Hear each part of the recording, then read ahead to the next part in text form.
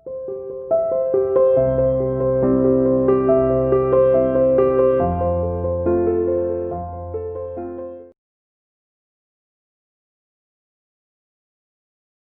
Students, welcome to CR international online classes. बेटा आज का टॉपिक है हमारा क्यूब और क्यूब रूट। आज हम एक न्यू चैप्टर के साथ अपनी वीडियो को स्टार्ट करेंगे। तो आज हम पढ़ेंगे चैप्टर 4 क्यूब और क्यूब रूट। जिस तरह से चैप्टर 3 स्क्वायर और स्क्वायर रूट में हमने पढ़ा था कि स्क्वायर जो होता है किसी भी नंबर की पावर 2 और स्क्वायर रूट का मतलब होता है किसी भी नंबर की पावर 1/2। उसी तरह से आज हम पढ़ेंगे क्यूब और क्यूब रूट।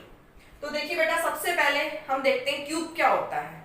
क्यूब होता है अगर किसी भी नंबर की पावर 3 है तो उसको हम बोलते हैं उसका क्यूब है। फॉर एग्जांपल जैसे 2 की पावर 3 है तो हम इसको बोलेंगे 2 का क्यूब। ठीक है, cube of 2 raise to power 3 है तो इसको हम 2 को 3 टाइम्स मल्टीप्लाई करेंगे और आंसर जो आएगा वो क्या होगा, 8 होगा। और 8 क्या है, 2 का क्यूब निकला हमारा। ठीक है बेटा, तो क्यूब का मतलब होता है किसी भी नंबर की पावर 3। वो कोई भी नंबर हो सकता है, 2 हो सकता है। इसके प्लेस पर अगर हम मान लीजिए -3 लेते हैं और इसका क्यूब निकाल रहे हैं, इसकी पावर 3 है तो इसका मतलब -3 का क्यूब है। तो -3 को हम 3 टाइम्स मल्टीप्लाई करेंगे तो आ जाएगा -27। ठीक है, तो -3 का क्यूब कितना आ गया, -27। उसके बाद नेक्स्ट है हमारा क्यूब रूट। क्यूब रूट क्या होता है, क्यूब रूट का मतलब होता है किसी भी नंबर की पावर 1/3। क्यूब और क्यूब रूट भी एक दूसरे के अपोजिट होते हैं। और क्यूब रूट का सिंबल क्या होता है, जिस तरह से स्क्वायर रूट का सिंबल होता है उसी टाइप का होता है, बस यहाँ पर 3 लग जाता है। ठीक है, तो ये सिंबल है हमारा क्यूब रूट का। इसका मतलब होता है किसी भी नंबर की पावर 1/3। तो आपने ध्यान रखना है कि क्यूब और क्यूब रूट एक दूसरे के अपोजिट होते हैं। जिस तरह से स्क्वायर और स्क्वायर रूट एक दूसरे के अपोजिट होते हैं उसी तरह से क्यूब और क्यूब रूट भी होते हैं। ठीक है, तो आज हम स्टार्ट कर रहे हैं चैप्टर 4। ये मैंने आपको इस चैप्टर का इंट्रोडक्शन दे दिया कि क्यूब क्या होता है और क्यूब रूट क्या होता है। अब हम इनसे रिलेटेड कुछ प्रॉपर्टीज और सम्स करेंगे। तो देखिए यहाँ पर बेटा, ओपन योर मैथ्स बुक। अगर हमारे को कोई भी नंबर है, जैसे डेसिमल वाला नंबर है या फिर फ्रैक्शन की फॉर्म में है कोई भी नंबर, उसका क्यूब निकालना है तो उसमें भी हमारे को सेम ही मेथड यूज करना है। ठीक है, अगर मान लीजिए इसके प्लेस पर -3 के प्लेस पर 2/5 होता, 2/5 की पावर 3 होती तो ये हम उसको बोलते हैं 2/5 का क्यूब हो रहा है। तो 2/5 को हम 3 टाइम्स मल्टीप्लाई कर देते हैं, उसका क्यूब आ जाता। ठीक है, अच्छा उसके बाद हम पढ़ेंगे कि परफेक्ट क्यूब क्या होते हैं। जिस तरह से हमने परफेक्ट स्क्वायर पढ़े थे उसी तरह से हम परफेक्ट क्यूब पढ़ेंगे। और कोई भी नंबर परफेक्ट क्यूब है या नहीं है, इसके लिए हम वही मेथड यूज करेंगे, प्राइम फैक्टराइजेशन मेथड। उसके प्राइम फैक्टर्स करेंगे। प्राइम फैक्टर्स करने के बाद हम चेक करेंगे अगर उसके पेयर 3 के बन रहे हैं, 3 नंबर्स के पेयर बन रहे हैं, जैसे उसमें 2 नंबर्स की पेयरिंग होती थी, यानी कि उसमें डबलेट होता था। इसमें क्या देखना है हमें, ट्रिपलेट होना चाहिए हर एक नंबर का। तो अगर जो है 3 नंबर्स के पेयर बन रहे हैं तो इट मींस वो परफेक्ट क्यूब है। तो देखते हैं यहाँ पर आगे हम एक्सरसाइज 4। तो देखिए बेटा बोर्ड पे,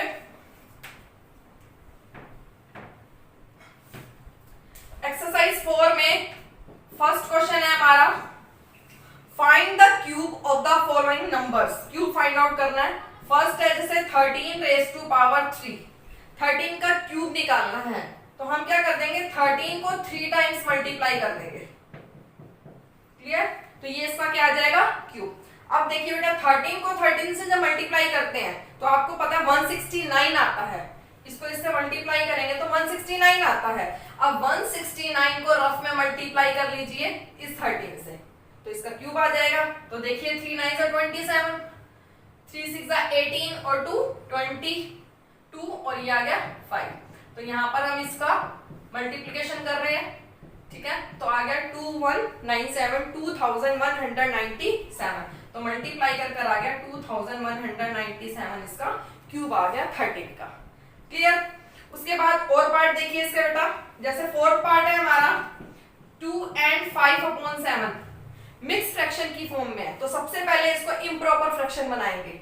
7 2 14, 14 + 5 कितना आ जाएगा, 19/7। अब इसका हमने क्यूब निकालना है। तो 19/7 का भी क्या आ जाएगा, क्यूब आ जाएगा। अब 19/7 का क्यूब कैसे निकालेंगे, 19/7 को हम 3 टाइम्स मल्टीप्लाई कर देंगे, ठीक है। अब न्यूमरेटर्स को आपस में मल्टीप्लाई करेंगे, डिनोमिनेटर्स को आपस में मल्टीप्लाई करेंगे। 19 को 19 से करेंगे, ठीक है, और जो आएगा उसको दोबारा 19 से कर लेंगे। देखिए बेटा 19 को 19 से मल्टीप्लाई करेंगे तो आ जाएगा 361। 361 को अगेन 19 से करेंगे तो 361 को हम रफ में 19 से कर लेते हैं। तो देखिए 9 6 54, 5 कैरी, 9 3 27 और 5 कितना हो गया बेटा 32। तो हम इसको मल्टीप्लाई कर रहे हैं यहाँ पर, तो आ गया हमारा 6859, 6859। अब इसी तरह से हम डिनोमिनेटर में मल्टीप्लाई कर लेंगे। 7 को 7 से करेंगे 49, और 49 को जब हम 7 से करेंगे तो आ जाएगा 343। तो ये हमारा आंसर आ गया, ये आ गया 2 and 5/7 का क्यूब। तो और पार्ट देखिए बेटा अब इसका, अब मैं इसका डेसिमल वाला एक पार्ट बता रही हूँ आपको।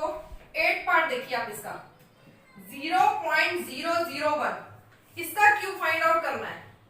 तो देखिए बेटा वही मेथड है, इस 0.001 को हम 3 टाइम्स मल्टीप्लाई करेंगे। अब देखिए बेटा हम इसमें डायरेक्ट भी कर सकते हैं और हम डेसिमल रिमूव करके भी कर सकते हैं। तो मैं आपको दोनों मेथड बता रही हूँ, ध्यान से देखिए। अगर मैं डायरेक्ट करती हूँ तो देखिए यहाँ 1 है, यहाँ 1 है, यहाँ 1 है, सिर्फ होल नंबर। तो 1 को 1 से करेंगे और फिर दोबारा 1 से करेंगे तो 1 ही आ जाएगा। अब इसमें देखो कितने डेसिमल प्लेस है, 3 डेसिमल प्लेसेस है। इसमें 3 डेसिमल प्लेस, इसमें भी 3 डेसिमल प्लेस और इसमें भी 3 डेसिमल प्लेस। तो टोटल कितने हो गए, 3 और 3 6 और 3 9। तो हम यहाँ पर जो डेसिमल लगाएंगे वो 9 डिजिट के बाद लगाएंगे। 1 हमारा है ही, इसके पहले हम 8 डिजिट्स और बनाते हैं तो 8 जीरोस लगा लेंगे, ठीक है। तो ये 9 हो गए, 1 2 3 4 5 6 7 8 9। तो डेसिमल लग जाएगा यहाँ, डायरेक्ट आ गया हमारा, ठीक है। हमने जितने भी डेसिमल प्लेस थे मल्टीप्लिकेशन में उनको ऐड कर लिया और वो हमने यहाँ पर काउंट करके डेसिमल लगा लिया। एक तो ये मेथड था। एक और मेथड दिया देखिए बेटा, हम इसका डेसिमल अगर रिमूव करें तो क्या आ जाएगा, 1/1000, ये भी 1/1000 और ये भी 1/1000। हमने डेसिमल रिमूव करा। अब हम न्यूमरेटर्स को मल्टीप्लाई करते हैं, 1 आ गया। अब इसमें 3 जीरोस, इसमें भी 3 और इसमें भी 3, टोटल हो गई 9 जीरोस। अब हम इन 9 जीरोस को हम डायरेक्ट नीचे लिखते हैं, ठीक है। अब देखिए नीचे 9 जीरोस हैं तो ऊपर जब हम इसको डेसिमल में कन्वर्ट करेंगे तो 9 डिजिट काउंट करने के बाद डेसिमल लगेगा। तो वही मेथड है, 8 जीरोस हम लगा देंगे और फिर डेसिमल लगा देंगे। तो ये आ गया, एक हमने डायरेक्ट किया था और एक हमने इसको फ्रैक्शन में चेंज करके कर दिया। तो आप चाहो तो कोई भी मेथड यूज कर सकते हो इसमें से। ये तो था क्वेश्चन नंबर फर्स्ट। उसके बाद आ रहा है हमारा question number second, which of the following numbers are perfect cubes. कुछ नंबर्स दिए हुए हैं, इसमें से बताना है कौन से नंबर परफेक्ट क्यूब हैं और कौन से नंबर परफेक्ट क्यूब नहीं है। तो देखते हैं यहाँ पर बेटा क्वेश्चन नंबर सेकंड।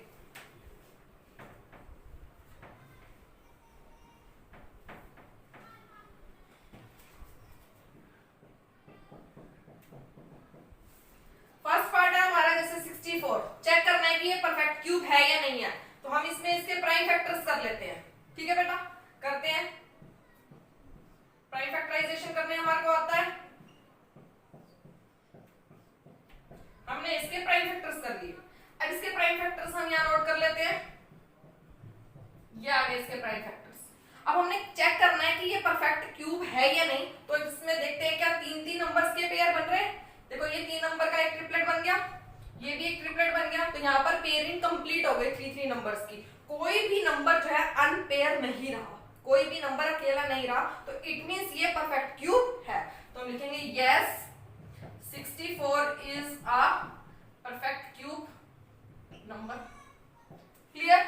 तो इसी तरह से आपको और नंबर्स भी चेक करने हैं। तो बाकी के जो नंबर्स हैं उसमें भी आपने प्राइम फैक्टर्स करके देखने हैं, और प्राइम फैक्टर्स करने के बाद आप देखिए उसमें प्राइम फैक्टर्स में अगर 3 नंबर्स के पेयर बन रहे हैं तो वो परफेक्ट क्यूब है, नहीं तो वो परफेक्ट क्यूब नहीं है। तो आज के लिए आपका होमवर्क है क्वेश्चन नंबर फर्स्ट और क्वेश्चन नंबर सेकंड के सारे पार्ट्स आपको अपनी फेयर नोटबुक में नीट एंड क्लीन करने हैं बेटा।